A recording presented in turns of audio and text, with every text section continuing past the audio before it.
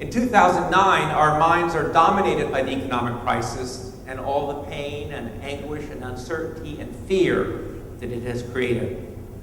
Yet our eyes are on the future, the nature of the recovery, I think fair to say, coming faster than had been expected, and how that recovery will affect and reshape the world of energy.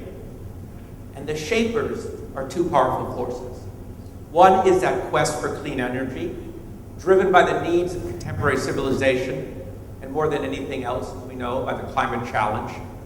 As Copenhagen will shortly demonstrate, and is already we heard through the APEC meeting, and that will be an intensified drive. But at the same time, there are the energy requirements for economic growth. For our $60 trillion world economy rests upon an energy foundation. And that will be true when it's 70 trillion, and when it's 100 trillion, and when it's $120 trillion. We need availability of energy, we need security of energy. During a time of recession, when you have a big supply overhang as we do today, people worry less about security. But in 2 or 3 years, those security concerns will come to the fore again.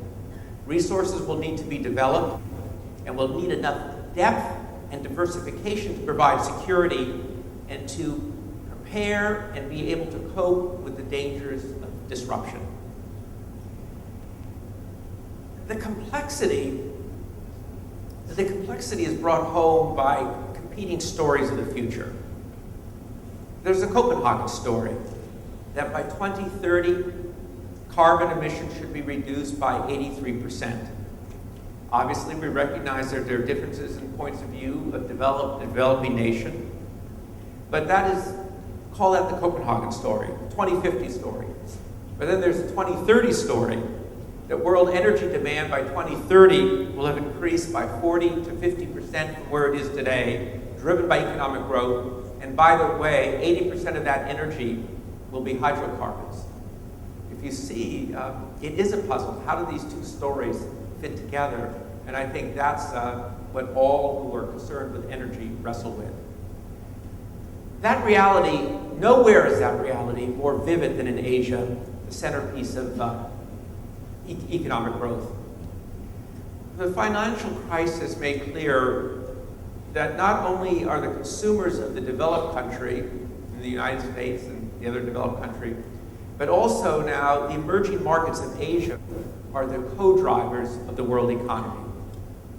And as Asia itself becomes a more and more integrated economy, it's not just a national issue, but a regional issue, foundation for regional economic growth in what is this very increasingly interconnected region.